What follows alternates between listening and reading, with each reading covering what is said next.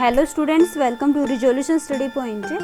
Today we will discuss what is planar chromatography. In our previous video lecture we have discussed column chromatography. So without any delay let's get started. First of all, what is this planar chromatography? Question आता है कि planar chromatography होती क्या है। Planar chromatography column chromatography से कैसे different है। तो एक बार हम कॉलम क्रोमेटोग्राफी को थोड़ा सा रिवाइज करते हैं। रिवाइज कैसे करेंगे, देखो हमने कॉलम क्रोमेटोग्राफी में एक कॉलम लिया था। कॉलम क्या था, एक नैरो ट्यूब थी, ग्लास की ट्यूब थी। इस कॉलम की हमने क्या की थी, पैकिंग की थी। कॉलम को हमने प्रिपेयर किया था। कॉलम को प्रिपेयर करने के बाद हमने क्या किया था, मिक्सचर को अप्लाई किया था। और फिर जो हमारे मिक्सचर के कंपोनेंट्स थे, जैसे मिक्सचर एम के अंदर दो कंपोनेंट्स थे ए और बी, इन सबको हमने यहाँ से सेपरेट कर लिया था। इन सबको हमने प्योरीफाई भी कर लिया था। ठीक है, ये तो था प्लेनर क्रोमेटोग्राफी, सॉरी ये तो था कॉलम क्रोमेटोग्राफी। प्लेनर में क्या होगा वो देखते हैं। तो प्लेनर क्रोमेटोग्राफी के अंदर सबसे पहले हम एक प्लेनर स्पॉट लेकर चलते हैं। क्या लेकर चलते हैं, प्लेनर स्पॉट। ये प्लेनर स्पॉट किसका होता है, ये प्लेनर स्पॉट आपका कोई फ्लैट ग्लास की प्लेट हो सकती है, ठीक है, या फिर ये पेपर हो सकता है। क्या यूज कर सकते हैं, क्रोमेटोग्राफी का एक पेपर आता है, क्रोमेटोग्राफी पेपर से हम इसको बोलते हैं। तो हम प्लेनर क्रोमेटोग्राफी में पेपर यूज कर सकते हैं, साथ में फ्लैट ग्लास की प्लेट यूज कर सकते हैं। जैसे हमने इसके अंदर जो आपकी स्टेशनरी फेज पैक की थी, ऐसे ही हमें स्टेशनरी फेज की इसमें भी क्या करनी होती है, कोटिंग करनी होती है। स्टेशनरी फेज की कोटिंग करने के बाद यहाँ से हम मोबाइल फेज को अब मूव करवाते हैं। और मोबाइल फेज जैसे ही मूव करेगी तो जो आपका मिक्सचर होगा वो डिफरेंट कंपोनेंट्स में सेपरेट हो जाएगा। जैसे कि यहाँ पर आपका मिक्सचर था, वो डिफरेंट कंपोनेंट्स में यहाँ पर आ जाएगा। इस तरीके से प्लेनर क्रोमेटोग्राफी कॉलम से थोड़ी सी डिफरेंट है। कॉलम नैरो ट्यूब थी, प्लेनर एक प्लेनर स्पॉट है। ओके, तो हम दोनों को ही अच्छे से, कॉलम को हम पहले से पढ़ चुके हैं, प्लेनर को हम अब समझेंगे अच्छे तरीके से कि प्लेनर होता क्या है। सो in planar chromatography the stationary phase is supported on a flat plate or the intersticks of paper, and the mobile phase moves through the stationary phase by capillary action or by gravity. Okay, तो planar chromatography क्या है, planar के अंदर stationary phase को support कराते हैं किसके ऊपर, फ्लैट प्लेट के ऊपर। प्लेट किसकी होगी, ग्लास की होगी, या फिर जो पेपर होता है पेपर के ऊपर भी हम कोटिंग कर देते हैं। पेपर के अंदर जो स्पेस होता है पार्टिकल्स के बीच में, वो इसको अपने ऊपर स्टे करवाने में हेल्प करते हैं। ठीक है, फिर हम इसके जो स्टेशनरी फेज है इसके थ्रू मोबाइल फेज को मूव करवाएंगे। और जो मोबाइल फेज मूव करेगी वो किस एक्शन से करेगी, या तो कैपिलरी एक्शन से करेगी या फिर ग्रेविटी के अगेंस्ट वो मूव करेगी। ओके, सो प्लेनर क्रोमेटोग्राफी क्या है, प्लेनर के अंदर प्लेनर स्पॉट होगा, ग्लास की प्लेट हो सकती है या फिर पेपर हो सकता है। स्टेशनरी फेज हम उसके ऊपर अप्लाई करते हैं, मोबाइल फेज को मूव करवाते हैं। प्लेनर क्रोमेटोग्राफी कितने टाइप की होती है, प्लेनर क्रोमेटोग्राफी जनरली 2 टाइप की होती है। फर्स्ट आपकी आती है TLC और सेकेंड आपकी आती है पेपर। तो कितने टाइप की हो गई हमारी planar chromatography. Planar chromatography 2 type की। 2 टाइप में कौन सी आती है, पहली thin layer chromatography TLC, thin layer chromatography, और सेकेंड आता है पेपर क्रोमेटोग्राफी जिसको हम बोलते हैं PC। हम प्लेनर क्रोमेटोग्राफी में इन दोनों टाइप्स को डिटेल में समझेंगे। तो इस वीडियो लेक्चर में हम केवल और केवल TLC को पढ़ेंगे, थिन लेयर क्रोमेटोग्राफी को ही पढ़ेंगे। ओके, सो फर्स्टली हमें क्या पढ़ना है कि थिन लेयर क्रोमेटोग्राफी क्या होती है या फिर TLC क्या होती है। तो हम TLC में क्या क्या समझने वाले हैं, क्या क्या पढ़ने वाले हैं। TLC में सबसे पहले हम क्या पढ़ेंगे कि TLC होती क्या है, what is this thin layer chromatography. Okay, second हम पढ़ेंगे कि किस तरीके से हम इसके जो एक्सपेरिमेंट है इसकी प्रोसीजर क्या होती है, किस तरीके से हम इस एक्सपेरिमेंट को कंडक्ट कराते हैं। नेक्स्ट हम पढ़ेंगे कि जो TLC है, ये इस TLC की एप्लीकेशन क्या है, क्यों हम इसका यूज़ करते हैं। तो टीएलसी में हम टीएलसी होती क्या है, किस तरीके से एक्सपेरिमेंट कंडक्ट होता है, कैसे हम इसको यूज़ कर सकते हैं लेबोरेटरी में और इसकी एप्लीकेशन क्या होंगी, ये सब पढ़ने वाले हैं। So first of all what is this thin layer chromatography. Thin layer chromatography को समझते हैं। तो थिन लेयर क्रोमेटोग्राफी में जो प्लेनर स्पॉट होता है उसके लिए हमें ग्लास की प्लेट लेकर चलते हैं। ठीक है, क्या लेकर चलते हैं, ग्लास की प्लेट हम यूज़ करते हैं। इस ग्लास की प्लेट के ऊपर फिर हम कोटिंग करते हैं सिलिका की। किसकी कोटिंग करते हैं, सिलिका की। सिलिका हमारा यहाँ पर वर्क करेगा एज ए स्टेशनरी फेज। तो हमने ये क्या की, सिलिका की कोटिंग की, जो क्या है स्टेशनरी फेज। नेक्स्ट स्टेप में क्या करते हैं, अगले स्टेप में बॉटम के ऊपर हम एक लाइन ड्रॉ करते हैं कोटेड प्लेट के ऊपर, और जो हमने लाइन ड्रॉ की है इस लाइन के ऊपर किसकी हेल्प से, कैपिलरी की हेल्प से, कैपिलरी की हेल्प से एक पॉइंट लगाते हैं, एक स्पॉट लगाते हैं। पॉइंट नहीं, क्या बोलेंगे, स्पॉट लगाते हैं। किसकी हेल्प से करते हैं, कैपिलरी की हेल्प से करते हैं। और क्या लगाएंगे, एक स्पॉट लगाएंगे। किसका स्पॉट होगा, ये मिक्सचर का। तो सबसे पहला हमारा काम क्या होगा कि जो टीएलसी है इस टीएलसी के अंदर हम मिक्सचर का स्पॉट लगाएंगे। मिक्सचर का स्पॉट किसके हेल्प से लगाएंगे, कैपिलरी से लगाएंगे। ठीक है, इतना कर लेने के बाद, इतना कर लेने का मतलब ये है कि जब हम ये सब काम कर लेंगे तो उसके बाद हम जो अपनी प्रिपेयर्ड प्लेट है इसको एक ग्लास के जार में रखेंगे। किस में रख देंगे, ग्लास के जार में। इस ग्लास के जार में क्या होगा, इस ग्लास के जार में होगी मोबाइल फेज। क्या होगी, मोबाइल फेज। मोबाइल फेज होती तो क्या है, एक सॉल्वेंट ही होता है। ठीक है, मोबाइल फेज में रखने के बाद हम अपनी ग्लास प्लेट को इसमें रख देंगे और ग्लास प्लेट को थोड़ा सा सपोर्ट दे देंगे ताकि गिरे ना। ठीक है, इसके बाद हम वेट करते हैं। नेक्स्ट हमारा काम क्या होगा, वेट करना। हम वेट करेंगे, किसका वेट करेंगे कि जो सॉल्वेंट है, ये जो प्लेट है ग्लास की जिसके ऊपर सिलिका की कोटिंग हुई है, इसकी तरफ मूव करे। सॉल्वेंट क्या करे, अपवर्ड डायरेक्शन में मूव करे। किसके अगेंस्ट मूव करेगा, ग्रेविटी के ये अगेंस्ट मूव करेगा। कौन मूव करेगा, यहाँ पर सॉल्वेंट मूव करेगा। ठीक है, किसके थ्रू जाएगा, स्टेशनरी फेज के थ्रू जाएगा। जब ये सॉल्वेंट मूव करेगा तो ये मूव करते हुए अपने साथ जो भी हमारा ये मिक्सचर था इसके कंपोनेंट्स को लेकर जाएगा। क्या करेगा, इन कंपोनेंट्स को ये लेकर जाएगा। तो एक टाइम ऐसा आएगा जब जैसे कि अपना ये सॉल्वेंट है, इसने इतनी डिस्टेंस ट्रेवल की, हमने मान लिया। तो एक टाइम ऐसा आएगा जब हमारा जो मिक्सचर था वो दो डिफरेंट कंपोनेंट में डिवाइड हो चुका है। दो डिफरेंट कंपोनेंट्स में हमें, दो डिफरेंट कंपोनेंट की फॉर्म में हमें यहाँ पर दिखाई दे रहा है। जैसे कि एक हमारा रेड हो गया, दूसरा हमारा ब्लू हो गया। तो इस तरीके से जो मिक्सचर की कंपोनेंट है उन्होंने भी सॉल्वेंट के साथ डिस्टेंस ट्रेवल की है और वो डिफरेंट कलर में आ गए हैं। इसका मतलब ये हुआ कि मिक्सचर से दोनों कंपोनेंट क्या हो चुके हैं, सेपरेट हो चुके हैं। ये पूरा का पूरा एक्सपेरिमेंट होता है टीएलसी का, थिन लेयर क्रोमेटोग्राफी का। आई होप आपको ये समझ में आ गया होगा।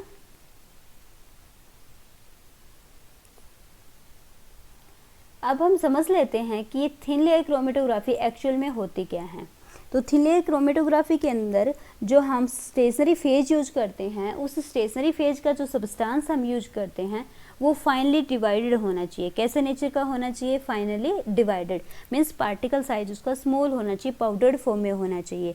क्यों पाउडर्ड फॉर्म में होना चाहिए, ताकि जो आपकी स्टेशनरी फेज है उसकी एक यूनिफॉर्म लेयर हम अप्लाई कर सके ग्लास की प्लेट के ऊपर। ओके, नेक्स्ट जो कंडीशन आती है कि जो हमने सब्सटेंस यूज किया है टीएलसी में स्टेशनरी फेज के लिए, वो सब्सटेंस हमारा ऑर्गेनिक भी हो सकता है और इनऑर्गेनिक भी हम सब्सटेंस इसमें यूज कर सकते हैं। ऑर्गेनिक सब्सटेंस जो हम यूज करते हैं इसमें आता है सेलुलोज, पॉलीमाइड, पॉलीथीन। और जो इनऑर्गेनिक सब्सटेंस हम यूज करते हैं इसमें मोस्ट कॉमनली हम यूज़ करते हैं silica, aluminium oxide, magnesium silicate. तो ये कुछ सब्सटेंस हैं जिसका हम जनरली टीएलसी में यूज करते हैं। तो थिन लेयर क्रोमेटोग्राफी को हम एक्सपेरिमेंटली कैसे करते हैं इस डायग्राम से भी समझ सकते हैं।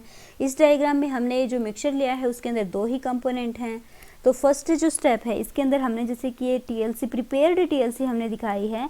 इस प्रिपेयर्ड टीएलसी के अंदर क्या होता है, हमें सबसे पहले स्पॉट लगाना होता है और स्पॉट हमने ये यहाँ पर ब्लू कलर से दिखाई दे रहा है, वॉयलेट कलर से। तो हमने यहाँ पर क्या किया, ब्लू कलर से स्पॉट लगाया, मिक्सचर का स्पॉट होगा। ओके, नेक्स्ट स्टेप में क्या होगा, नेक्स्ट स्टेप में जो हमारा स्पॉट लगाया था, इस स्पॉट से जो डिफरेंट कंपोनेंट्स हैं ए और बी, इन ए और बी कंपोनेंट्स ने डिफरेंट डिस्टेंस ट्रेवल की है, ये हम देख सकते हैं। और ये हमारा क्या है, एक सॉल्वेंट का फ्रंट है। सॉल्वेंट फ्रंट का मतलब इस यहाँ तक अपना सॉल्वेंट ने मूव किया है। ओके, तो ये क्या है, सॉल्वेंट फ्रंट है। नेक्स्ट स्टेप में क्या होगा, अगले स्टेप में जो टीएलसी के लिए जो हमारी प्लेट थी उसके ऊपर डिफरेंट कंपोनेंट ने डिफरेंट डिस्टेंस तो ट्रेवल कर ली थी, लेकिन ए और बी के बीच में डिस्टेंस का ज़्यादा गैप आ चुका है। तो इस गैप को हम समझा सकते हैं कि जैसे हमने कोटिंग की थी सिलिका से, तो जो कंपोनेंट जो ज़्यादा पोलर होगा वो सिलिका के साथ स्ट्रॉन्ग बॉन्ड बनाएगा और कम डिस्टेंस ट्रेवल करेगा। तो यहाँ पर हम देख सकते हैं कि जो कंपोनेंट ए अपना है ये ज़्यादा पोलर है, तो मोर पोलर होने की वजह से इसने सिलिका से एक स्ट्रॉन्ग बॉन्ड बनाया है, जिसकी वजह से इसने डिस्टेंस भी कम ट्रेवल की, क्योंकि ये फ्री मूव नहीं कर सकता। नेक्स्ट स्टेप में हमने कंपोनेंट बी लिया है। कंपोनेंट बी क्या है, लेस पोलर, तो ज़्यादा डिस्टेंस से ट्रेवल कर लेगा। ओके, ये डायग्राम था थिन लेयर क्रोमेटोग्राफी के लिए। अब क्वेश्चन आता है कि टीएलसी के अंदर कितनी स्टेजेज होती हैं। जनरली 4 स्टेज होती हैं टीएलसी में, 4 स्टेज होती हैं। वो कौन सी होती है, देखो सबसे पहले हमने क्या किया, सैंपल को अप्लाई किया। फर्स्ट हमारा क्या है, सैंपल एप्लीकेशन। जो हमने सैंपल यूज किया है, जो हमारा मिक्सचर है उसको हम कैसे अप्लाई करेंगे, उसका स्पॉट हम कैसे लगाते हैं। तो स्पॉट लगाने के लिए हम क्या यूज करते हैं, कैपिलरी का। तो कैपिलरी की हेल्प से हम क्या करेंगे, स्पॉट लगाएंगे सैंपल के। डेवलपमेंट, अब हमने जो लास्ट वाला फिगर था इसमें देखा कि जो हमारा कंपोनेंट है डिफरेंट ए और बी दोनों के डिफरेंट कलर आ चुके हैं, लेकिन मिक्सचर का कलर तो कुछ अलग था। तो ये कलर कैसे आए हैं, तो इन कलर को शो करने के लिए हम यूज करते हैं डेवलपमेंट का।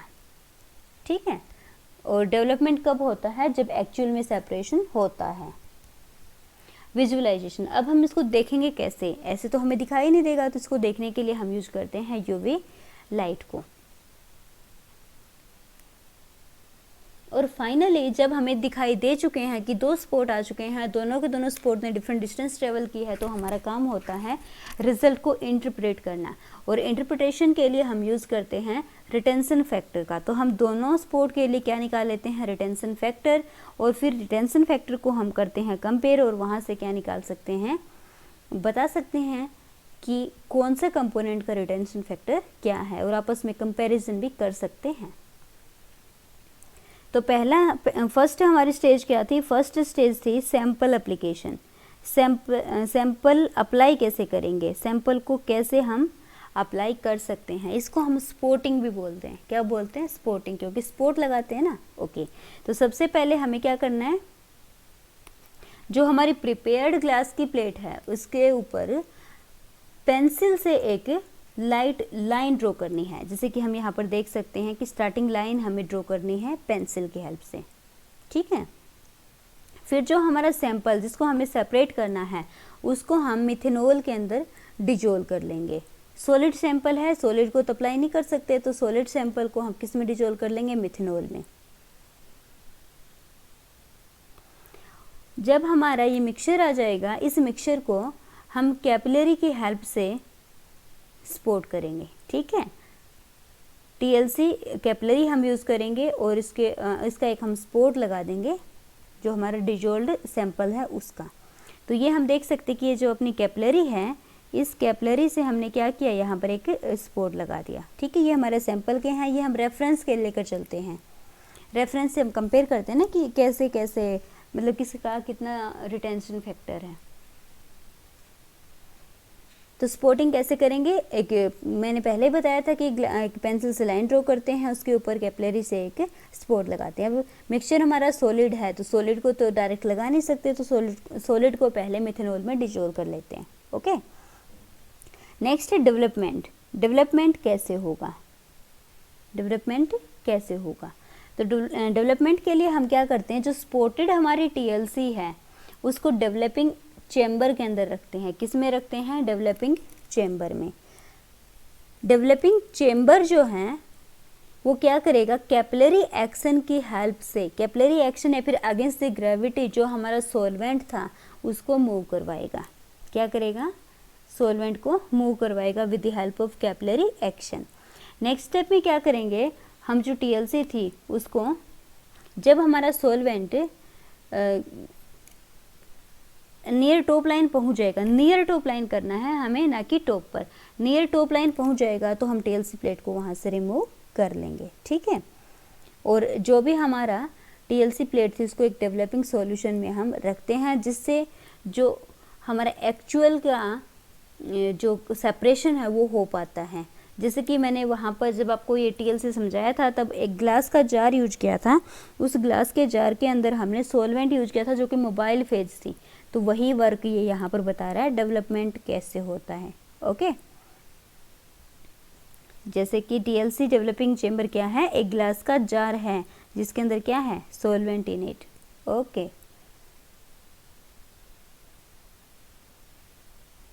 Next visualization of TLC result.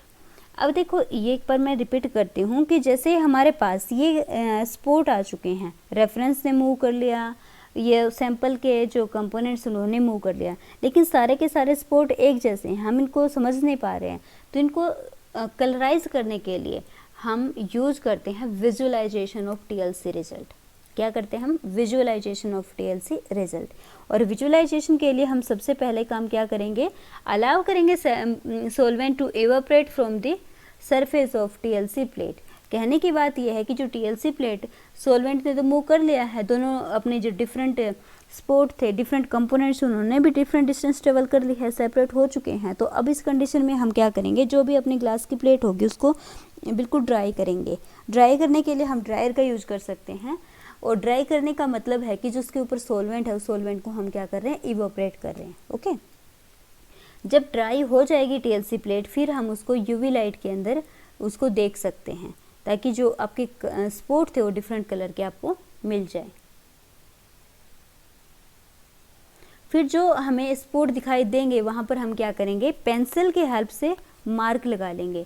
ठीक है, क्या करेंगे, पेंसिल की हेल्प से वहां पर मार्क लगा लेंगे कि हमारा एक स्पॉट ने इतनी डिस्टेंस ट्रेवल की, दूसरे स्पॉट ने इतनी डिस्टेंस ट्रेवल की। ओके, तो विजुअलाइजेशन क्या होगा, विजुअलाइजेशन के अंदर हम जो अपनी डेवलपिंग जो टीएलसी थी उसको लेकर के उसको ड्राई करेंगे। ड्राई करने के बाद उसको यूवी लाइट के अंदर उसको देख सकते हैं, और यूवी लाइट में देखने के बाद या फिर हम इसके ऊपर एक स्प्रे भी जो क्रोमेटोग्राफी के लिए स्प्रे यूज करते हैं, स्प्रे का भी यूज यहाँ पर कर सकते हैं, जिससे डिफरेंट कलर आ जाएगा। ओके,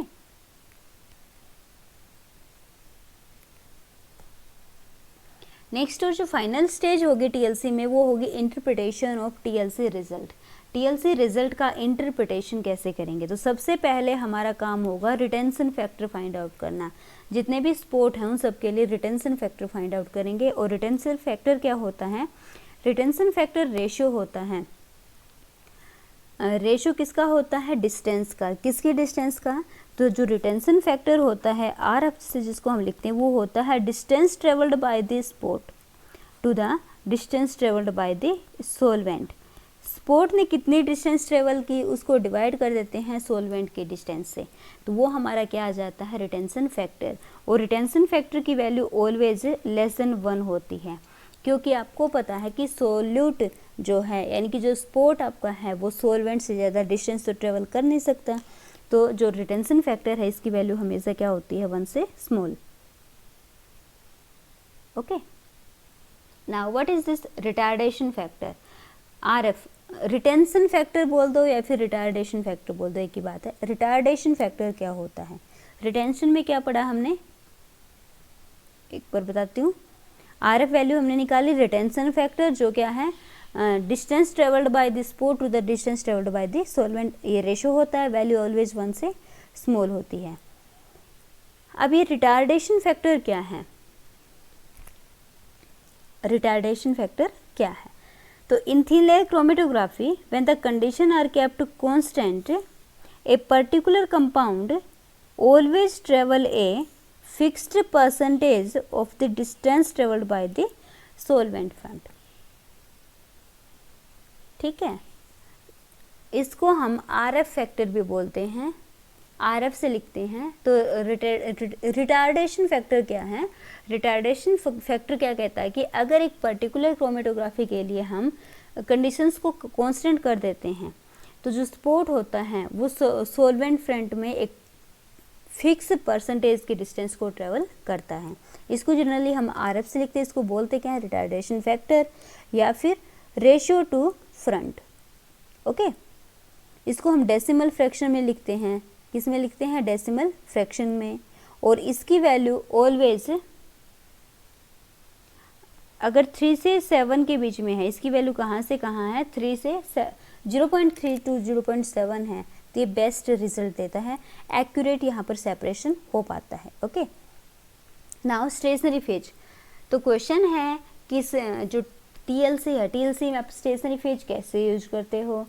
स्टेशनरी फेज को हम सोर्बेंट्स भी बोलते हैं, सोर्बेंट भी बोल सकते हैं कि TLC के लिए कौन कौन से सब्सटेंस होंगे जो as a stationary phase work करेंगे या फिर एज ए सोर्बेंट हम यूज कर सकते हैं। इसके अंदर हम यूज कर सकते हैं सिलिका जेल को, सेल्यूलोज को, एल्यूमिना को, पॉलीएमाइड्स को, आयन एक्सचेंजर को, केमिकली मॉडिफाइड सिलिका जेल को, मिक्स्ड लेयर ऑफ 2 और मोर मटेरियल्स को भी हम इसमें यूज कर सकते हैं। ओके, तो जनरली हम सेल्यूलोज जनरली हम जो आपकी TLC होती है उसमें सिलिका जेल को यूज करते हैं, कॉमनली जो अगर बोला जाए तो उसके लिए। Silica gel is for the most important use sorbent supported on a glass plate. Next आता है कि मोबाइल फेज क्या होती है। तो जनरली हम मोबाइल फेज जो यूज करते हैं, इस मोबाइल फेज के लिए हम हेक्सेन, इथाइल एसीटेट और मिथेनॉल को यूज कर सकते हैं। सॉरी, किस किस को यूज कर सकते हैं? हेक्सेन यूज कर सकते हैं, इथाइल एसीटेट यूज कर सकते हैं और साथ में हम मिथेनॉल को भी यहाँ पर यूज कर सकते हैं। नेक्स्ट आता है कि जो डिफरेंट मोबाइल फेज यूज की हैं उनका डिफरेंट पोलैरिटी ऑर्डर क्या होगा, क्योंकि आपको पता है कि सिलिका पोलर है, तो पोलर अगर सॉल्वेंट हम यूज करेंगे तो वो क्या करेंगे? पोलर सब्सटेंस को इजीली सेपरेट कर देंगे। ठीक है, तो पोलैरिटी ऑर्डर रहेगा कि जो पिरिडीन होगी वो सबसे ज़्यादा पोलर रहेगा और पेट्रोलियम ईथर सबसे कम पोलर रहेगा।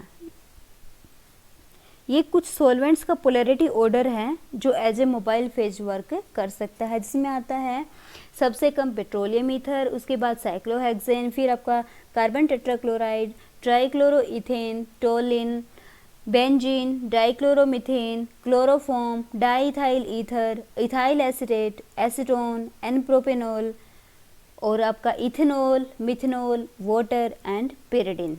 ओके, ये क्या है? पोलैरिटी ऑर्डर है। अब हमने TLC पढ़ तो लिया कि TLC होता क्या है। नेक्स्ट क्वेश्चन आता है कि TLC के एप्लीकेशन क्या है, TLC को हम क्यों पढ़ते हैं, TLC के यूज क्या है। तो सबसे पहला क्या है कि जो TLC है इसकी हेल्प से हम एक साथ कई सैंपल्स को एनालाइज कर सकते हैं। So many samples can be analysed simultaneously.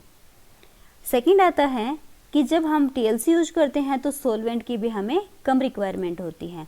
So low solvent usage यहाँ पर होगा TLC में। हाई डिग्री ऑफ एक्यूरेसी भी होती है, प्रिसाइज वैल्यू भी देती है, क्योंकि जो इंस्ट्रूमेंटल TLC है वो एक प्रिसाइज वैल्यू ही देता है। ओके, अगर हम सब्सटेंस को नैनोग्राम या फिर पिकोग्राम में भी लेकर चलते हैं तो भी एक्सपेरिमेंट अपना हो जाता है, सेपरेशन अपना हो जाता है। तो ये कुछ एप्लीकेशंस हैं TLC की। आई होप आपको TLC क्या होता है, इसका एक्सपेरिमेंट हम लेबोरेटरी में कैसे कर सकते हैं, क्या इसके यूज हैं, क्या इसके स्टेज से, ये सब कुछ समझ में आ गया होगा। Please share and subscribe resolution study point and press the bell icon in order to get the notification of my latest video.